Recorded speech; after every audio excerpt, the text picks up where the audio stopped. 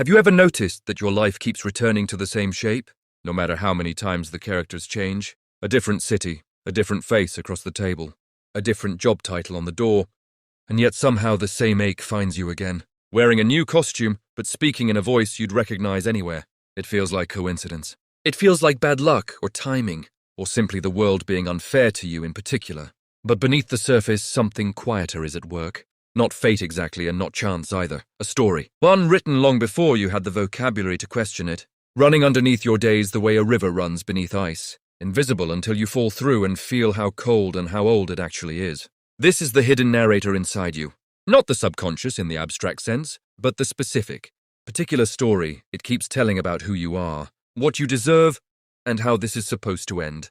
You think you're choosing your life scene by scene. In truth, you're often just turning the page on a plot outlined years before. You were old enough to hold the pen yourself. A soldier who survives combat sometimes describes coming home and finding ordinary noise unbearable.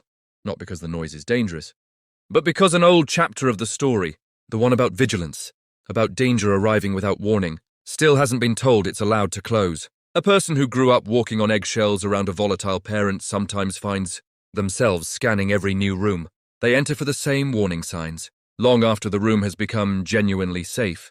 The story doesn't update automatically just because the facts around it have changed. It keeps narrating from the last chapter it fully believed. This is the paradox worth sitting inside for a moment. You are, in a very real sense, the author of your life, and yet you are also still reading from a manuscript. Someone else began drafting before you could read it all. A parent, a culture, a single afternoon that reorganized what safety meant to you permanently. You hold the pen. Something older still seems to be dictating the sentence. If most of what you call your personality is actually a story installed, before conscious memory even begins, then the real question worth asking isn't who you are, it's who's been writing you. Before you had language, you were already collecting plot. Long before your first sentence, the people around you were already writing chapters into you, not through explanation but through tone, through the particular silence that followed a mistake, through how quickly comfort arrived after a cry, or whether it arrived at all. Picture an infant reaching for a parent who is present in the room, but absent everywhere else that matters, distracted, exhausted, somewhere behind their own eyes. The infant doesn't understand distraction. It only understands the outcome. The reach that goes unanswered enough times becomes a lesson, encoded long before words could carry it. Reaching is unreliable. Better to need less. That single, wordless conclusion becomes the opening line of a story that might run, unedited, for the next 30 years. Developmental psychologists describe this as the formation of an internal working model, a template built in the earliest years for what relationships are generally like, what the self is generally worth, and what the world generally does when you need something from it. It isn't stored as a memory you can consciously recall. It's stored as an expectation, quietly shaping every future scene before it's even been written, the way a genre shapes a story before a single character has spoken. This is why two children raised in the same household, exposed to nearly identical circumstances, can walk away with entirely different internal narratives. The story was never really about the facts. It was about what those facts were interpreted to mean, about the self experiencing them. One child concluding I am safe here, another quietly concluding I have to manage this alone, drawn from a household that from the outside looked exactly the same for both of them. Carl Rogers, writing on the development of personality, described a related process, a child gradually learning which parts of themselves earn approval and which parts don't, and slowly editing the visible self down to fit that narrower, more acceptable shape. The unapproved parts don't disappear. They simply get written out of the version of the story that gets performed publicly, while continuing to exist, unedited, in whatever draft still runs underneath. By the time formal memory reliably begins, much of the story's central premise has already been locked in, not the plot's specific events, but its underlying assumption about what kind of story this is going to be. A story where love is conditional, a story where needs are burdens, a story where safety has to be earned through vigilance, rather than simply existing as a given. The rest of life, in a sense, becomes the process of finding new characters and settings, willing to confirm a premise that was written before any of them arrived. You grow older, and you assume the early chapters have been left behind, outgrown, revised, replaced by the more sophisticated story adulthood is supposed to write. But the early story rarely gets deleted. It gets translated instead, dressed in more presentable language, performed under a different genre heading, while the underlying premise stays remarkably intact. The child who learned that visible need invited withdrawal becomes the adult, who prides himself on needing nothing from anyone, calling it independence, calling it strength, rarely recognizing it as the same defensive line from an earlier draft, simply rewritten in more flattering vocabulary. The child who learned that anger led to punishment becomes the adult, who cannot locate her own anger at all, mistaking its complete absence for peace, rather, then recognizing it as a chapter that was never allowed to be written in the first place. This is the function of what might be called the performed self. Not dishonesty exactly, but a kind of protective adaptation, a version of the story polished enough to be safely shown to an audience while the earlier, rawer draft continues running quietly underneath, unedited and unresolved. Alan Watts observed that a great deal of what people take to be their most private thoughts and feelings were never really their own creation, inherited instead, absorbed from the specific tone in which love, safety, and belonging were first offered or withheld. The performed self is built almost entirely from this inheritance, polished until it looks like personal choice. The trouble with a performed narrative is that it requires constant maintenance to keep functioning, because the original wound it was built to manage is still there, quietly generating pressure underneath the more presentable surface story. This is why the same argument seems to recur across different relationships, wearing different names each time. Why the same exhaustion follows achievement after achievement, no external validation ever quite closing the internal chapter that keeps insisting it isn't enough yet. The performed self can manage the story's tone. It rarely rewrites the story's premise. There's a particular kind of tiredness that comes from this. Not the fatigue of doing too much, but the fatigue of narrating a version of yourself that has to be maintained continuously, scene after scene, because the moment the performance relaxes, the earlier chapter, the one still unresolved underneath, starts to bleed back through. You call this adulthood. You call it maturity. Often, it's simply an old story wearing a costume, convincing enough that even the person inside it forgets, most days, that it's a costume at all. Here's where the story becomes genuinely strange, because the body appears to remember the plot even when the conscious mind insists it's been forgotten entirely. A person raised in an unpredictable household will sometimes find their pulse spiking in a completely calm room for no reason the present moment can account for, a tone of voice nearby that echoes almost exactly the register that once preceded danger. The mind, in that instant, isn't actually reading the current room. It's cross-referencing an old chapter, checking the present scene against a template written years earlier, and reacting to the match rather than to what's actually happening now. Neuroscience offers a partial explanation. The amygdala, the brain's rapid threat detection system, doesn't distinguish cleanly between a genuine present danger and an old, unresolved emotional pattern being triggered by something merely reminiscent of it. It responds to the resemblance as though the resemblance were the actual event, flooding the body with exactly the same alarm regardless of whether the current room contains any real threat at all. This is why a particular tone of voice, a specific kind of silence, or even an unremarkable phrase can unravel someone in a way that seems wildly disproportionate to whoever's watching from outside. They aren't overreacting to the present. They're accurately reacting to the past, simply misdated.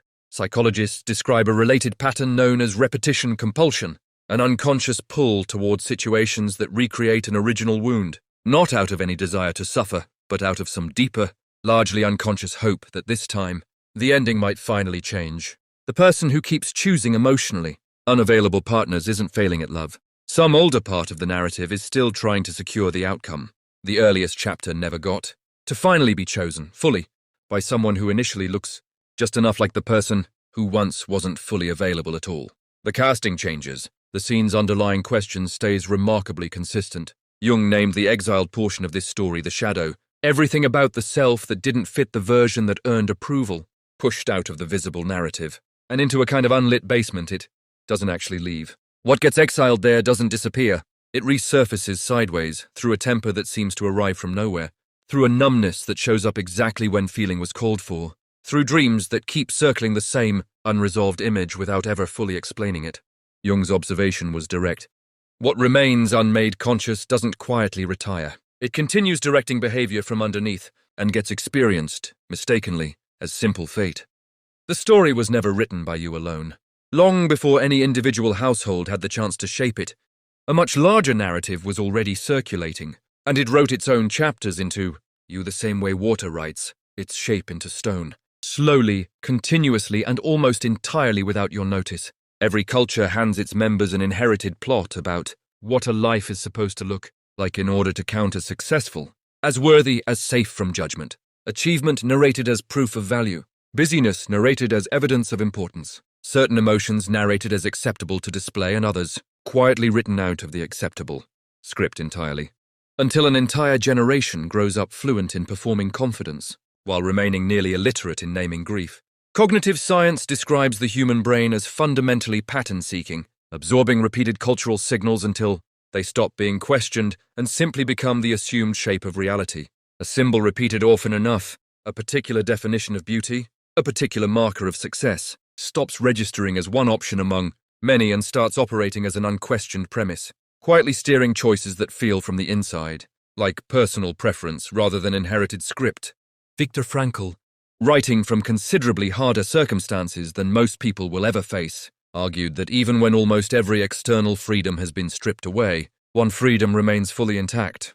The freedom to choose the meaning assigned to what's happening, the interpretation layered over the raw fact of the event itself. This is, in effect, the freedom to edit the story, even in circumstances where the plot's events can't be changed at all.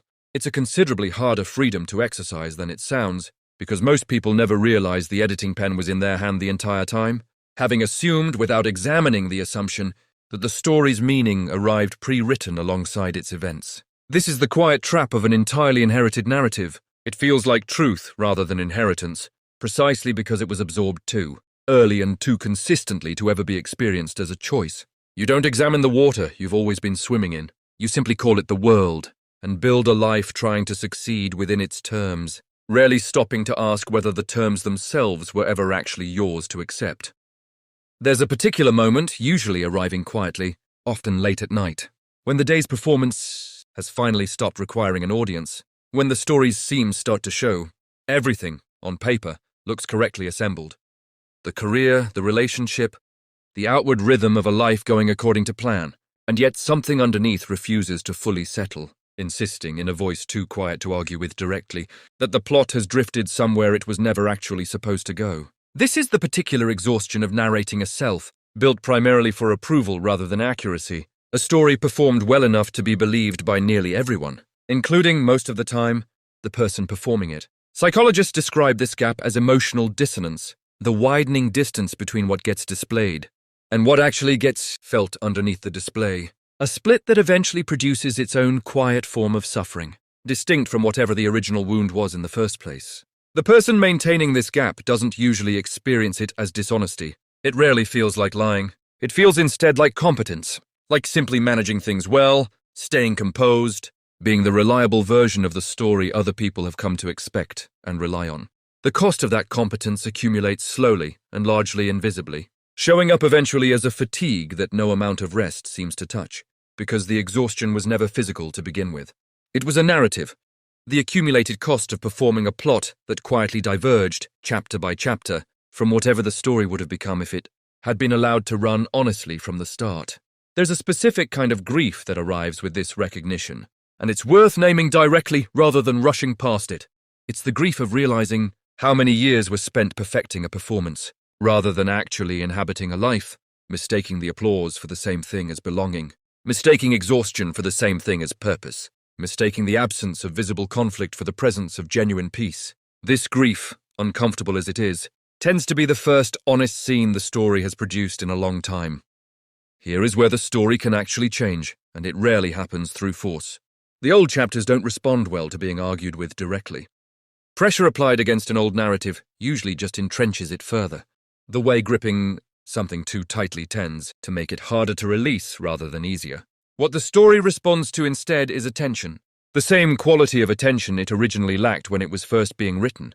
This is the deeper mechanism underneath most genuine psychological change, not correcting the old narrative through force, but finally offering it the witnessing it never received the first time around, allowing the story to complete itself rather than continuing to search indefinitely for an ending it never got to have. This tends to start small, and it tends to feel almost embarrassingly modest compared to the size of the story it's addressing. A few minutes of genuine stillness, without reaching immediately for distraction, allowing whatever surfaces, old memories, unresolved images, half-formed feelings, to simply be witnessed rather than managed or explained away. Neuroscience offers some support for why this modest practice carries real weight.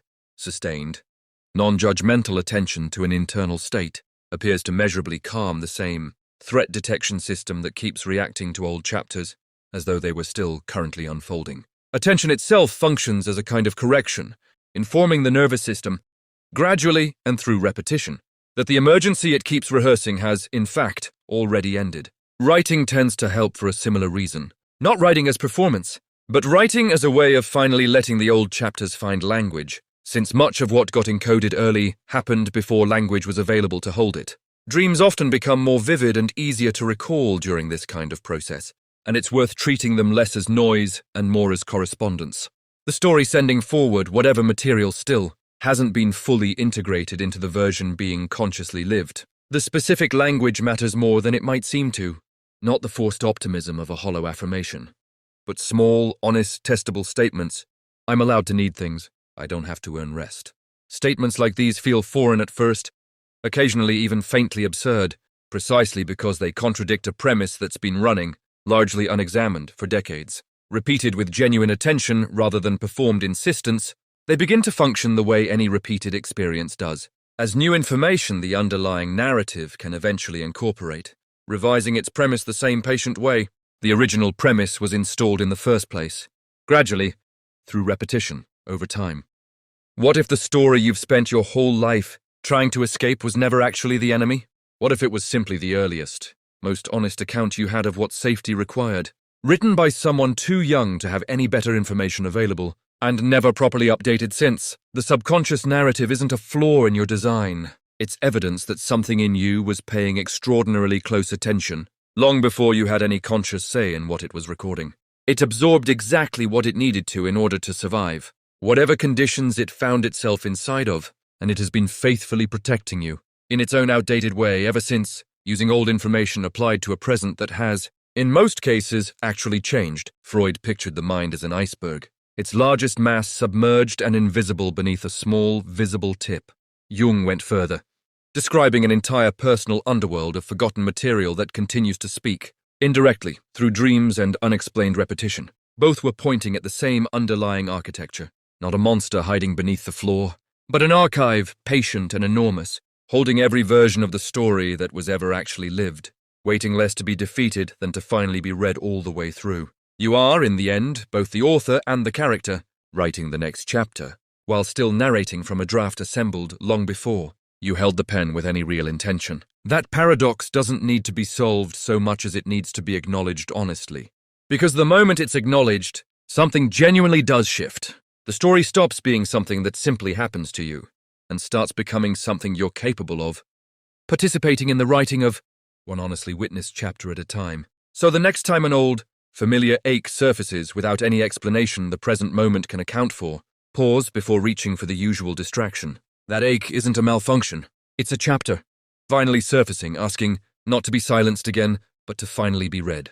Thanks for watching. Like and subscribe for more.